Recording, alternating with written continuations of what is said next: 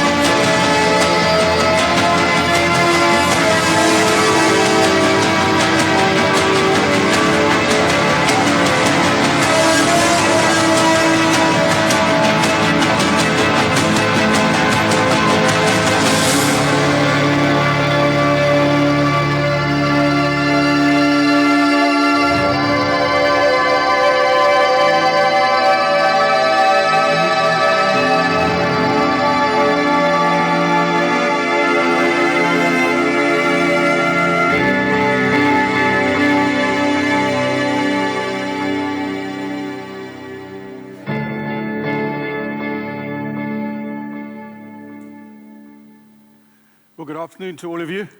Those that have managed to drag yourselves in here for the last session. I think the last time I shared my journey with you was about 12 years ago. I just returned from running 4,000 Ks across India. But I don't know what happened now. I got brainwashed into returning to China and ran the wall now in the other direction. But what an amazing journey, because the lessons that have come from this have been astounding, and I didn't really think that would happen to me, what did. But you look at this photograph, it's close to the end of the wall, depending in which direction you're running it. It's in the Gobi Desert, and the wall meets the Great White River there. And there's this thin valley, and on the right-hand side, you've got the Black Mountains. On the left-hand side, you've got the Chilean Mountains, and these mountains go up to close to 4,000 meters, and they're snow-capped and freezing cold, minus 25 at the top. But in the valley below, it's baking at 45 degrees where we were running through. But because of all these temperature inversions and changes, you're constantly getting these massive twisters that you can see in that photograph that swirl up and down the valley. You know, some days we'd be running along and you'd see up to 30 twisters just bouncing across the valley as these winds swirl. But there's an amazing folktale in China that says that those twisters are the restless spirits of Chinese maidens searching for their loved ones that perished while building the Great Wall. Do you know, for every step you take on the wall, it's rumored that one person died. I took 4.2 million steps along that Great Wall of China. But today I want to share with you a story in 3 parts. Firstly, my journey of searching and fighting and being challenged to find a way to constantly keep evolving and changing in my life so that I am constantly relevant to what's happening around me. And secondly, I want to just share a bit of the madness of these journeys that we undertake, take you into a real journey. And lastly, why I take every single step that I do, and the reasons why I take those steps. I'd just been arrested by the Chinese military for the second time. Andrew, who was running with me, took this photograph. We were sitting there for 6.5 hours. I love this photograph, between the rock and a hard place. How many times do we sit there? You know, in situations like this, things are just dire. We didn't know if we were going to be deported, locked up for 18 months, or what was going to happen to us. And eventually this jeep of officers arrived. They took our phones and they're looking through the photographs, trying to see where we'd been, what we'd been photographed, and what was going on. You know, in the end, you just want to crack because it's the end of everything. All these years of preparation and planning depends on this one officer that's looking at you in the face. Is he going to say this or this? And you just want to throw up your hands in despair. You actually want to sit there and cry. It's not going to help anything. It's weird. In that situation, something has to change in order to get out of that situation. And you know, in situations like this in our lives, we're constantly faced with these. Either you draw the line or someone else draws the line for you. So you can imagine on this journey, the first run, we did it at a marathon a day. This run, we did it at an ultra marathon a day because of visa limits. We averaged 61.25 kilometers every single day for 73 days, for 73 days. You come off a journey like this, how do you disconnect from it? You are mentally so wired into just maintaining and continuing to push yourself every single day. You have to detach the mind from the body. And then you have to downtrain the body so you can release yourself from the addiction to the endorphins and the running that you've been going through. So the only way you can do this is when you get home, you continue running. So we'd start off when we got back running a marathon basically, every day for about 2-3 weeks. And then we got down to 30Ks, 25Ks, and at the moment, we're just on a little maintenance program of 2 hours a day on Table Mountain. But that is where we downtrained every single day. 30th of October last year, at the top of Newlands Ravine. We just got to the top. The sun was cracking through the clouds, this beautiful awakening of Cape Town in the morning. Training there, it was chilly cold, and out of nowhere, 5 guys jumped us with knives, stripped us, took our shoes off. We lay there nude. We were cable tied. For 2.5 hours, we lay there. And then they decided to leave, but turned around and came back and stabbed us each 3 times. In life, we are constantly brought to crossroads. Every single day of our lives, we hit a crossroad in our life where you draw the line or someone draws it for you. We have to deal with these situations. And what one needs to do is you just got to stop. Mentally just stop. Understand where you've got to and understand what has happened. It is so important to come to terms with that. And then you can step across that imaginary line and accept what has happened. And it's amazing, through understanding and acceptance in life, guess what happens? Straight away, you move forward in a positive mindset. It's weird. You dump that baggage and you move off in a positive mindset. And as I stand here as a South African, I'm putting up my hand. I'm not going to moan or whinge about anything. I'm moving forward because I want to make a difference in this country. I don't want to be part of history. I want to be part of the future of this incredible country. And that's what I'm doing as I stand here. Count on me. I'm moving forward in a positive mindset. I'm going to make positive change in this country. So I've run, as you heard, 25,000 kilometers over the last 10, 12 years, searching for change. And it's weird. It started off with trying to find a balance in life, a balance between myself, my family, work, and what all goes on around me. And the more I looked into finding balance in my life, it was strange. It ended up, there was a key thing to this. It's about relationships. Everyone sitting here, your business is based on relationships. And if you can have a meaningful relationship with yourself, you can then put out your hands to those around you, and those relationships will be fruitful as well. But it's first this balance and relationship with oneself. But then comes the great external factors in life, depression and financial woes, and so on it goes. These external factors of which you have no control, don't look at them as barriers and walls. Look at them as little hurdles. Overcome them and use them to draw strength from as you move on and move forward. It is so important. Don't look at these external things as a hindrance to you. Draw strength from that adversity as you move on. And to me, to constantly keep evolving and moving on, there was one key thing. I was paddling from Africa to Madagascar. I'd had this solo challenge, and I'd just run the coastline of South Africa, and we finished in the Mozambican border. And so the sponsor says, well, go and run the island of Madagascar. So I said, okay, I'll do that. But then they said, no, but you get there under your own steam. So I got into this kayak, and I started heading across the channel. And it was weird. Every single day, I would paddle roughly 20,000 strokes. And on I'd go. 10 hours, I would cover maybe 50 kilometers. This one day, I look at my GPS.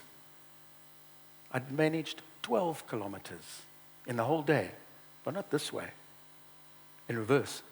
I was stuck in a current all day. And you know, if we wake up every single morning, no matter how difficult or mundane the day is, if you wake up with a correct attitude and you get in that kayak and you deal with that day, it is astounding what you will achieve. And imagine everyone in this room waking up every morning with a correct attitude and dealing with what lies ahead of you in your industry. It's incredible what you will sort out. But these journeys tend to pull you across the great divide. Yeah, Andy and I sit, lekker dik back on the wall. We had this huge argument, ended up in a big fist fight. Don't know why the hell we were cornering each other. And we're sitting there and saying to each other, yeah, what a jerk. What was that about? And you don't realize why you lost it. But it pushes you mentally, physically, emotionally, spiritually, till you want to crack. But as human beings, you sit there, you smile at each other, you sort it out, and you move on. But then sometimes you get caught on the wrong side of the great divide, where everything just goes pear-shaped. So a while back, I got stuck here in this crazy country called North Korea, but on the wrong side of the border. And the more I sat there trying to explain to the soldiers that I wanted to run North Korea, the more they thought I wanted to kick Kim Jong out and run the country. Thank goodness the interpreter finally got it through to them that I wanted to run the country. But there was this one major, and he was not taking any of this. He loads us in a Jeep and he takes us 20 kilometers up the DMZ between North and South Korea. And he gives us a pair of these old binoculars at this lookout point, and he says, if you try run across here to South Korea, those snipers will get you. If they miss you, the mortars will get you. And he says, if they both miss you, there's laser-guided missiles at the back. They'll take you out. And a couple of years later, I'm trundling through Cuba. We'd got from Guantanamo Bay right across Cuba, and we'd headed back to Havana. It was just before New Year to celebrate the journey. And it was amazing. I engaged with the Castro twins. We were sitting there drinking rum and smoking cigars, celebrating. And as the haze settled and the rum started to ply its trade on us, they started sharing something profound with me about change. It's incredible, sitting in that faraway country. Those two guys were saying as brothers, they stood up and they fought for change. As a province, as an island, they fought for change. And they explained, as we all know, change isn't an event, it's a process. And you have to remain engaged in the process of change. Because if you take your foot off the gas, and that's what I saw in Cuba, no inspiration, no hope. People dragging themselves off to work or being trucked to labor camps or labor farms. Because No one but no one will effect the change you want to see. If you fight for change, remain engaged in the process. Fight for the change you want to see. Because if you stop and you leave it up to someone else, they will only fight for the change they want to see. And that's what they're explaining happened in Cuba. It wasn't what they wanted to see in the end. Everything just sort of ended up like this. How often do we find ourselves sitting like this, washed up and lost and just had enough with life? The temperature had got to 48 degrees. We were suffering from heat exhaustion. I couldn't move anymore in Cuba. But it was so close to the end. And in life, the closer we come to success, the bigger the temptation is to give up. It's weird, eh? You're so close to the end, but you just want to give up. It's always in our human nature. You got that last little bit to go, and you just want to give up. Don't ever, ever give up on the change you want to see. Fight for the change you want to see, because only you will be able to achieve it. And we sit here, and we wonder, and we contemplate, what does the future hold with us? What's change about? How do we start? Where does it end? You know what the crazy thing is? It starts with you, it starts with me, and it ends with you, and it ends with me. We are the agents of change. As individuals, we are the people that will make things happen. And there's a unique syndrome to this, and I actually call it the dung beetle syndrome. Every one of us sitting here as South Africans are in this dung beetle syndrome. You know why? Because we've got our heads deep in the shit, and we don't know where to go. And all our buddies are there, and we're rolling the ball this way, and we're rolling the ball this way, and no one knows what to do. And the one says, no, well, let's go here. And the other one goes there. We're just moving this stuff around, and nothing seems to be happening until some bright spark has an idea, and he says, guys, let's bury it. And you scurry along, and you bury this ball, and you know what the amazing thing is? Deep inside that little ball is a tiny little seed. And Mother Nature nurtures and waters the seed. And out of it comes this tiny little green shoot of change. Every single one of us, we need to bury it, nurture it. And as individuals, we will sprout those shoots of change. Really have to. So let me take you on a little journey. Roughly 8 months ago, I ended back facing the sleeping dragon. You know, when we did the first run, we were just dropped in the Gobi Desert, and the crew said to us, we'll see you at the sea at Christmas. Christmas was 5 months away. The ocean was about 5,000 kilometers away. There was no one there. And off we trundled. This time, they heard the mad African was back. And we arrived in Beijing to over 300 media at this conference. For the first time, I had this knot, and I thought, what the hell am I doing? And there was just all this pressure on us. And off we set. But you know what the weird thing was about this journey? For the first time in my life, I actually turned around and started retracing my steps that I'd lived before. All those 4.2 million steps. And the weird thing was I nearly failed, because I thought I'd done it before, and I thought how I could do it again the same way. But the cliff wasn't on the right, it was on the left now. The little village was now a city. And so on, the things had evolved and changed. And here I attacked the wall in the same vein and nearly failed. But it gave me the courage for the first time in my life to turn around and challenge change and challenge so many things on which I'd built my life. And it's weird how these journeys do that to you. It opens up old scars and tears deep into you, things that you have to deal with. And here's a little snippet of that run.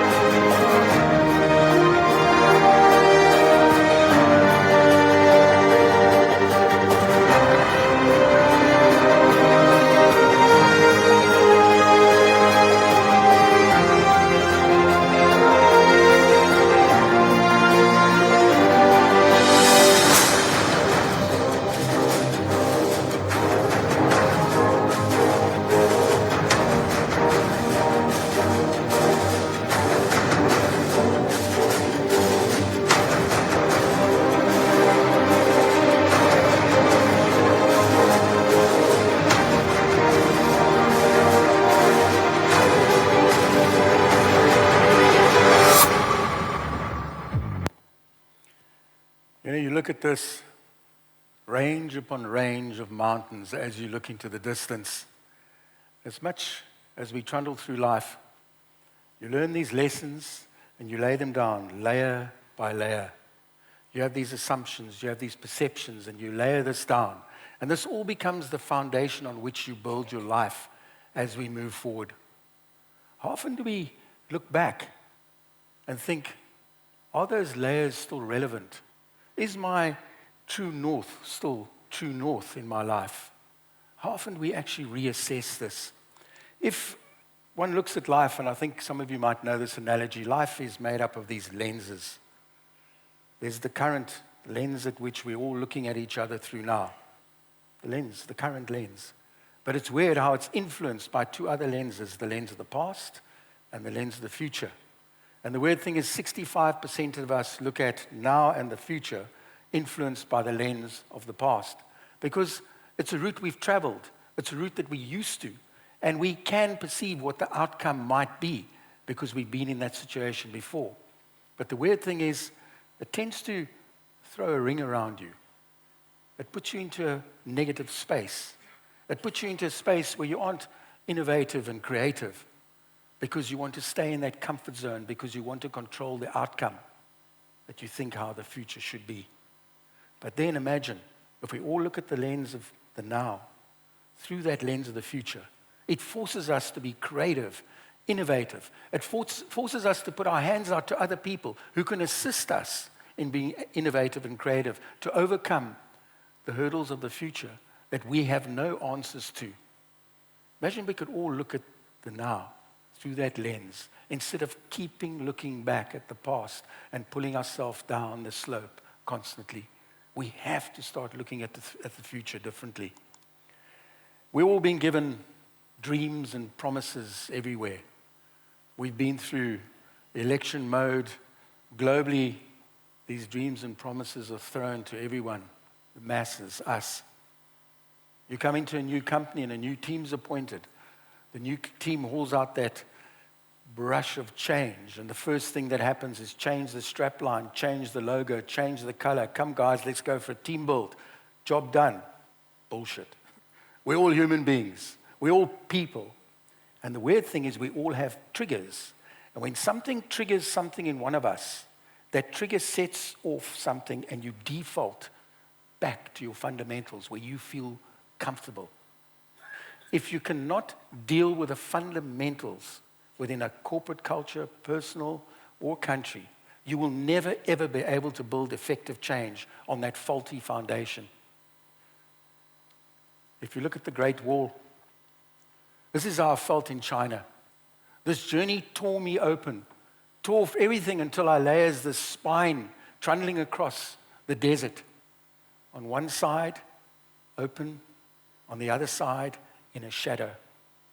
Every single one of us have to, every now and then, look deep into those shadows. We've got to deal with the dark spots in our lives, in our country, in our businesses. If we do not have the courage to challenge that and deal with it, we will never, ever build an effective future. And that's why we got all these constant upheavals and turmoils wherever we look, because we have not dealt with the fundamentals. And only once we've dealt with that can we build effective change. We have to sit back, speak, and deal with the hardships. Do you know when the sun rises in the east, it takes 1 hour and 20 minutes for the whole of the Great Wall to be bathed in sunlight. That's how big the wall is. And that process that we have to go through in dealing with this, it's not going to be easy.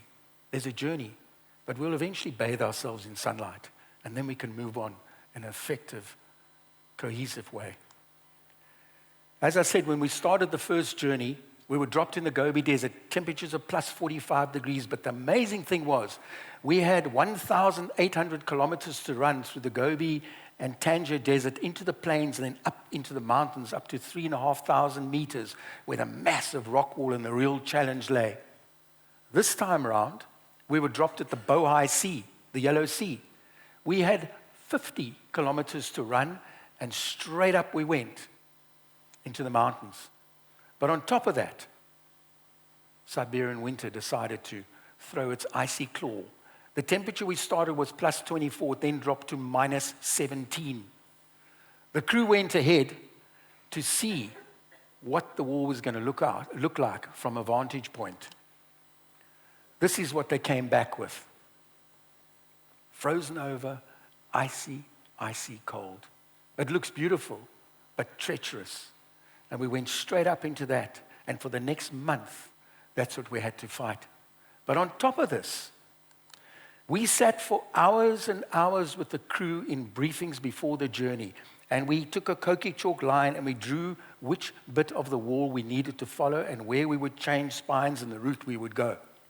And it's amazing in life, you guys are fully aware how important it is to push a message down. When the message leaves here, and the person that conveys the message has to have a crystal clear understanding of what the outcome of that message needs to be. And so it needs to be pushed all the way down so that the message that left here is crystal clear when it arrives at the bottom. And vice versa. When you report back, give me the facts and give me the truth. And only on that can I make a decision that can take me forward. But head of our Chinese team, after a week trundling through these freezing mountains, we arrive at a point and we get given the next couple of days' map. Gone are our beautiful maps. There's a hand-drawn map. And Piao, I should have learned from the first journey, our interpreter, he interpreted what he wanted to interpret. So this is what he wanted us to do. He'd taken us off the main spine of the wall, and he'd taken us onto a secondary wall because he thought I was now 12 years older and the weather was terrible and something was going to go wrong. So he wanted to bring us closer to a road where he could maybe extract us. Then they'd only have to hike in 10 kilometers. But unfortunately, he took us into traps. We've hit this absolutely insane section of wall. So it collapsed. It was meant to come from the top there. The walls collapsed. There's a piece there. You can see the landslide down here. And then this is the cliff face where the wall goes up the other side. So we've got to, I'm too scared to even walk to the edge of this ravine. Somehow we've got to get up this shale and then back onto the wall there. The Great Wall of China was built to kill people, to trick people, and to trap people. He was leading us into these traps. It was a piece of wall that none of them had ever been on or recce'd. And in this picture here, the wall is built into a cliff rock face. They put a watchtower there, and they call it where the wall borrows from the mountain. And the wall in those sections were purposely badly built, so you can go up to the trap, but to retrack your steps becomes lethal. On the right-hand side of that picture, in that dark gorge, we'd retracted, and we looked across the valley, and we saw 3 Chinese women were trapped somehow. The one woman was there, the other woman was there, and the third woman fell to there. We were actually videoing them, and this is the little cell phone footage of that incident. 哎呀，这是爬长城！哎呀，我天哪！咋了？ The Great Wall of China was built to kill people, and that's where they were sending us in every day. Andy had had an accident. He'd smashed up his toe. He'd been hobbling on this toe for a few 100 kilometers now. It had got so swollen we had to cut open the front of his shoe so that he could carry on moving. I finally had to do something about it. So I said, Andy, I'm going to have to do a surgical procedure on this toe. I'd lost my glasses, which made it even more difficult. We came into a town, and fortunately we found some instruments so I could sort his toe out. So you did it. So Andy has got a bit of an issue with his toe. He's had it for the last 1,000 Ks. And we've decided that the only way to sort his toe out is to come off. We're going to pull this toenail off now. We're going to sort it out. So out with the old and in with the new. yeah, so we get this thing. Okay, one big book. One big book.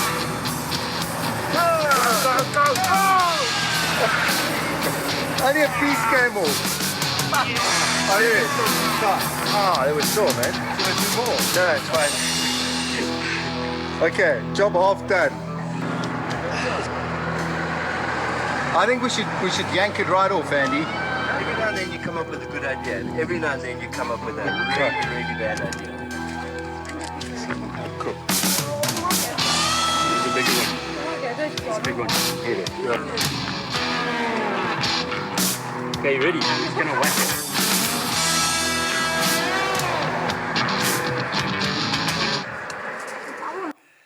Yeah, that toe. You know, the amazing thing about China is we all have a perception of China and what we read in the media and what old Uncle Donald says. 12 years down the line, when I first got to China, this country was caught in a time warp. The people were timid. They were always suspicious of whatever you did. You were always hounded by people you never really felt comfortable. Going back now, proud, engaging people, because they have achieved something absolutely astounding. I remember running in the northwest in the Shanxi province, the coal mining area. You couldn't even see 50 meters ahead because of all these massive coal-burning power stations feeding Beijing and the massive cities and the industrial zones. This time round, in that same area, you can see 100 kilometers ahead because gone are those power stations, and these wind turbines are everywhere on the landscape, feeding these new mega cities that are being built. As well as that, in the rural farming areas where the farmers would scratch an existence out of the soil, they've now moved the farmers out into more viable communal farms. And in those old eroded farmlands, it looks like tortoise shells as the solar panels caress all the hills. And as you run past, you hear these solar panels creaking as they follow the sun and track for the optimum power every single day. And here's a bit of drone footage of that.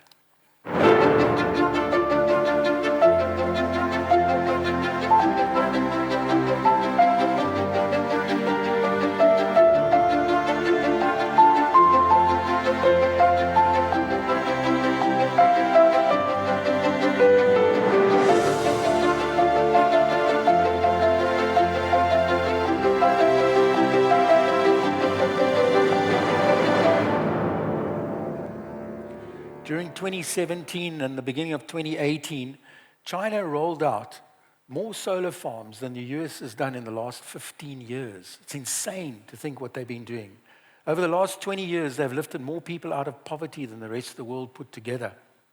And what astounded me was every 5 years, they build 3 mega cities that house over 3 million people. And so they turn them out from scratch into these mega cities with lakes, parks, you name it. Where before was wasteland, we would now run into these brand new mega cities. But the amazing thing about China is you can run further down the wall, and there's a hole in the wall and you look through it, and the time warp is back. A butcher shoots past you on his scooter on the way to the market. And then you hear that another region, bird flu has broken out, and the only way to either slaughter your whole flock or get them out of there, they're on the move.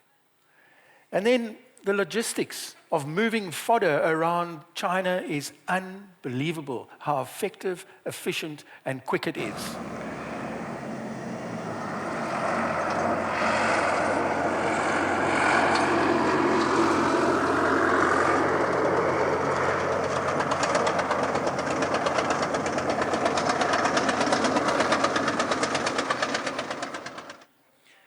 And then the rear view mirror. It's such a good tool when one drives, that rear view mirror. But imagine driving along and you look into your mirror and you don't know if you're coming or going.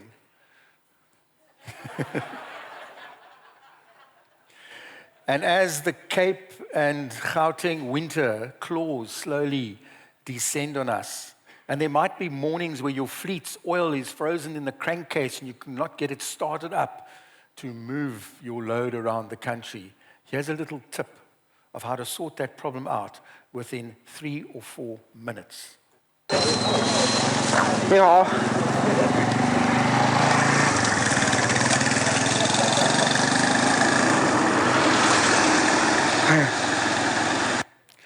trying to work out on that cold chain supply at the back, that deep freeze on the back at minus 20.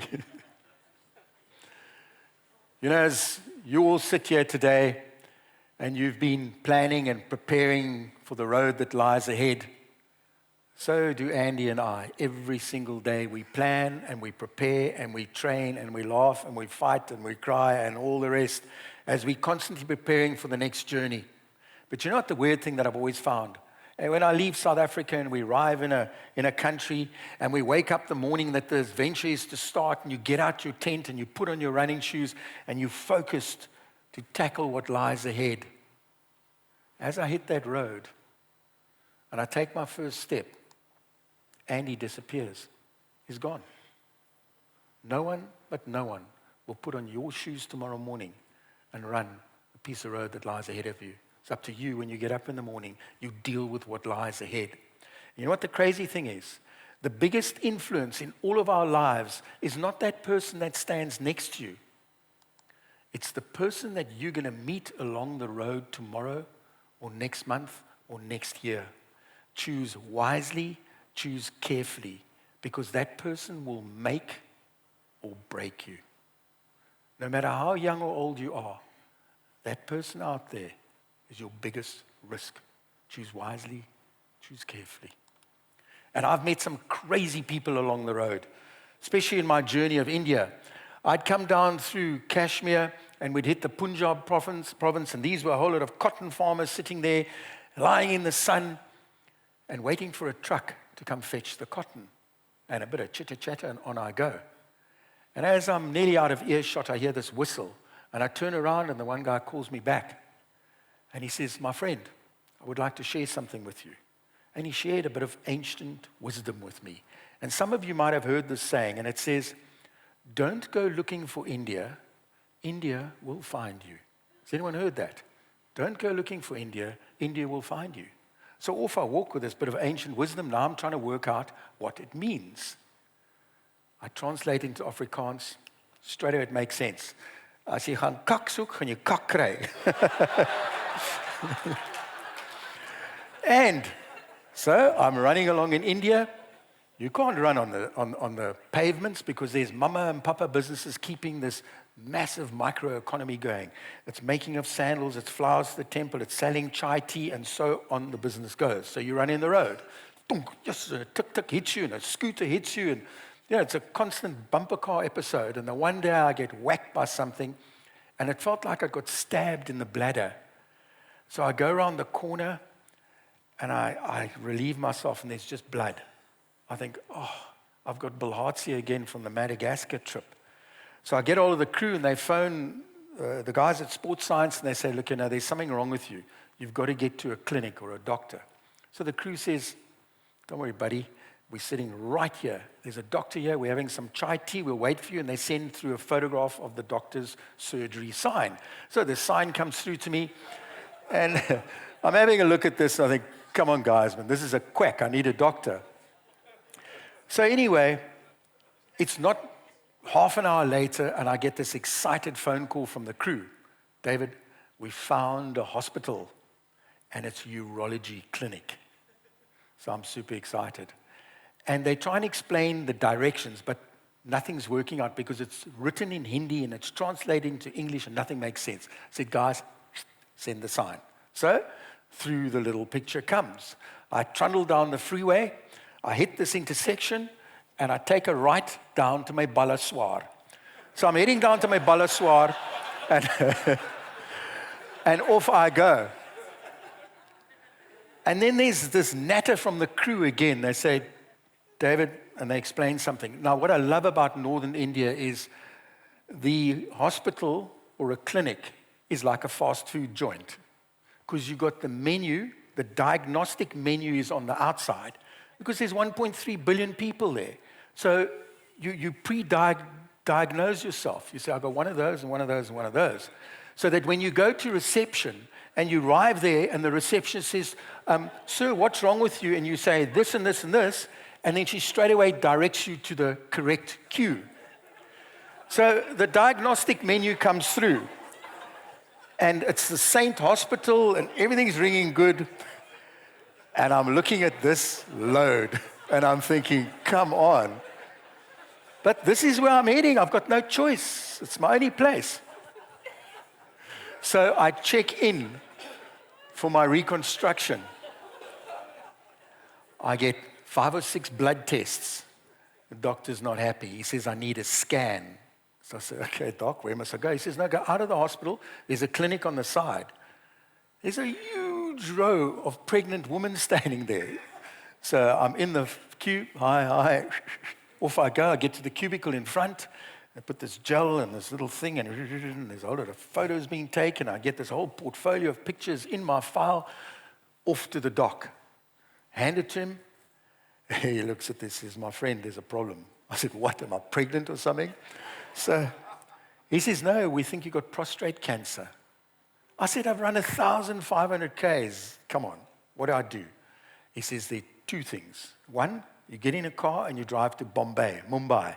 6 days drive and 6 days back, and then I carry on running. I'm not going to do this.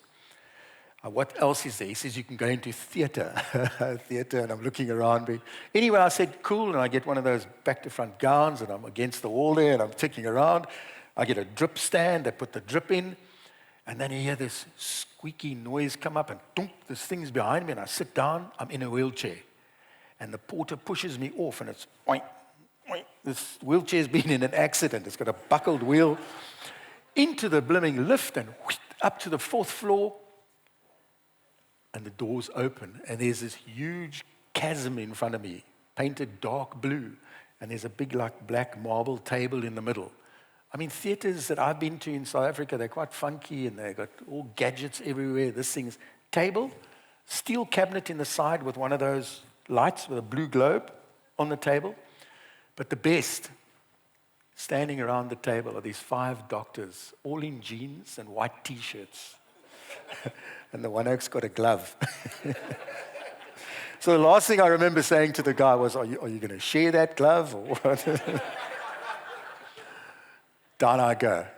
2 hours later, I get out of theater, and I'm feeling seriously violated. I'm not lekker. 3 hours later, I'm still sitting in recovery. No one arrives. 4 hours later, I said to the crew, bring me my gear, I'm out of here. I get dressed, and I hobble out of this hospital, and that heat hits me, and the humidity, and from the anesthesia, I just want to vomit. So I stagger off down the road, out of the village, and I find a bush and crawl under it and send the crew a tracker. Eventually, they come to me, and they said, no, it's not so bad. I said, yeah, not so bad. They said, we found out you've ruptured your bladder.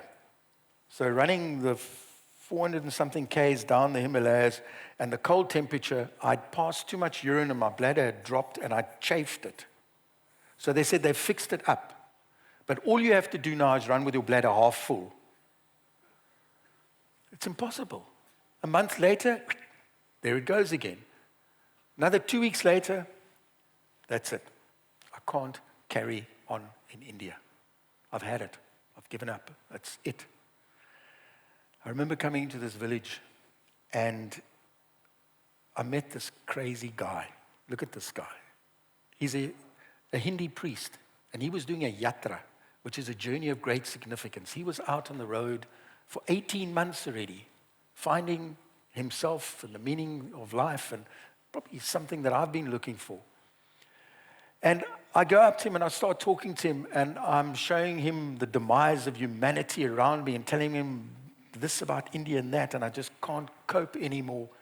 And he looks at me and this little smile breaks, and he says, my friend, you are in such a negative space. If you can't do anything about your mindset, he says, whatever you're trying, you're going to fail. I then sat down on that rock next to him, in front of that bicycle. And it was weird. He leant around and he put his hand on my shoulder and he shook me and he said, my friend, I can see you suffering. And I just started bawling. I just sat there sobbing. I'd cracked. I'd given up on everything. And he shook me again and he said, my friend, remember one thing. If you have reason for why you are suffering, it's no longer suffering. How true is that? Every single one of us sitting here, if you have reason for the hardships you're going through, it's not that. Every one of us have a reason why we are facing these challenges and why we have to deal with them. Because you have reason for your suffering that is no longer suffering. What do we achieve at the end of all these journeys, Nat? You stand there and you celebrate. Maybe a babbalasa, that's about it.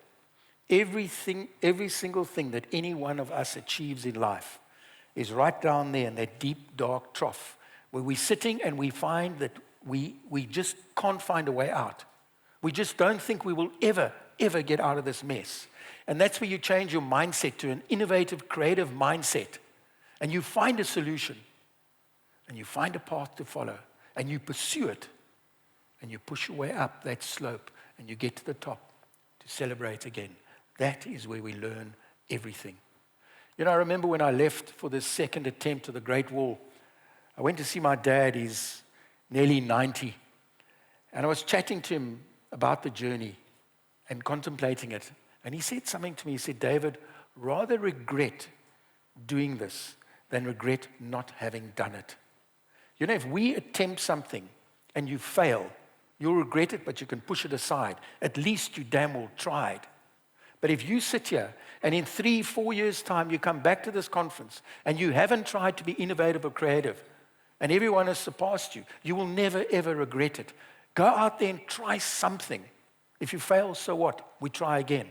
But don't sit here, look back and regret that you've done nothing because you have the opportunity to do something. And I learned 2 amazing lessons from these journeys. And the first one is appreciation. We live in this world of expectation. We just expect. We want what he's got. How often do you look there? Look what you have achieved. Look what you have in life. You could have been worse off. You could have been like that. Appreciate what you have. We have so much to appreciate. And lastly, come on, man. Let's just be honest. Let's be ruthlessly honest with ourselves. We in South Africa have lost our moral compass. We don't know where true north is. But as an individual, you know where true north is. Because if you bullshit yourself, imagine what you're going to tell the people around you. Just be ruthlessly honest with yourself. So that when you open your mouth, you can say what you want. Because whatever you're saying is the truth. That's where we have to search for our true north. The first journey, I took a bottle of water from the Great White River and I ran all the way along the wall and I poured it in the Bohai Sea. And this time I took a bottle of water out the Bohai Sea and I ran all the way back to the river and returned the water to the river, closing that massive circle of this journey. And I went to China because I wanted to change lives. My life has been changed forever. That journey has done so much for me. It gave me the ability to turn around and challenge change, challenge the morals that I've laid down, challenge the insights that I've had in life, challenge the things that I thought were right that I found is no longer relevant. How often do any of us do that? Sit back and reflect and think, are the ways that I'm living my life and the things that I'm doing relevant now? So much has changed. We have to challenge the change that we have been through. You know, I went to China and I wanted to give people hope. A flame of hope has been lit inside me that will never, ever be extinguished. I went to China to inspire people. I've been so inspired. When I came back to this country, I've got such new energy to continue with what I'm doing. And every person that I met and handed out a message to them along that wall, I made a promise in my mind to those people, I will never, ever stop sharing the message that I have to share. And you know, the weird thing is, we go and do something profound or we go on a journey and you want to be part of history. As I said in the beginning, I don't want to be part of history. As I stand here now, I want to be part of the future. That's what I want to be. All of us. Let's just be part of this incredible future that lies ahead of us. There was a woman that I met when I left India. And this lady, what she said to me, will never, ever leave me. She was a 7th caste, and I wanted to give her the remaining of rupees that we had because I couldn't exchange it when I got home. And I wasn't allowed to do it, and there was a whole commotion, and I don't want to go into the whole story. But eventually, she beckoned me, and she said, please, give me your hand. I remember leaning forward, And she had these arthritic fingers that clawed around my arm and pulled my hand into her chest. And she had these beautiful ice green eyes. And the tears welled in her eyes and trickled down her leathery face. And all she said to me was, all I want in life is love, appreciation, and acceptance. Don't we all just want to be loved for who we are, appreciated for who we are, and just accept me for who I am? And that's exactly why I take every single step on these journeys. And when I can't take another step, I will take another step. Because love me, appreciate me, and accept me for who I am. 1 in 750 children globally are born with a facial deformity. All they want to be loved, appreciated, and accepted. We've now put 3,000 children through surgery from these journeys. You know what's the most special part? I've had the privilege of going to theater 20 times to experience what these children go through. And 2 hours after they come out of theater, they're given a little mirror. And they pick up this mirror and they stare and they reflect and they see what change has done to their lives. Some of the children look behind them. They can't believe it's them. Can't believe it. So I have a little challenge to the group here. Not tomorrow. Maybe in the holidays or whenever you feel comfortable. Pick up the mirror of your life. Stare into it and reflect. And think to yourself, isn't there some little way that I can change? You know, it's one hell of a process. You first have to realize, I've got to change. And then you've got to see the rewards for it. Because otherwise, why change? And remember the attitude. If you don't have the right attitude towards it, it's just going to suck. It's not going to happen. And the weird thing is, I can't change anyone. It's that conscious decision that comes from within, but it's sparked by the people around you. They will change you. And when you've been through that process, please, every now and then, turn around. Challenge the road you've traveled. Challenge to see if the things that you've changed are still relevant today. And I'm going to end off now with a little video clip of the children's lives we've changed, of the clinics and schools that we build across peri-urban South Africa. These are the fundamentals, the foundations that we are changing in communities so that we can have a future. And little nursing surgeries that are run by nursing sisters that have retired. We call them entrepreneurs. But enjoy this clip, and it's got the most amazing soundtrack to it. And it's always in the darkness, in the sound of silence, that so many suffer. And all of us sitting here have the ways, means, and tools to make a difference. Like Madiba said, I'm an old man now. It's in your hands. It is. It's in our hands. It really is.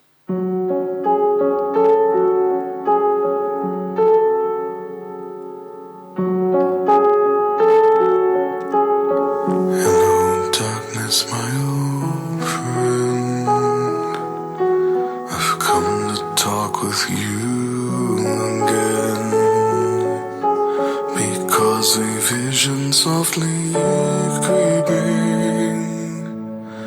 left its scenes while I was sleeping, and the vision that was planted in my brain still remains within the sound of silence. In restless dreams I walked alone, narrow streets of cobblestone, neath the halo of a street lamp.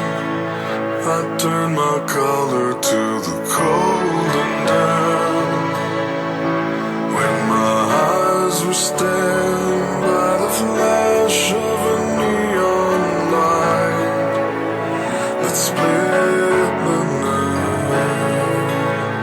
and touched the sound of silence.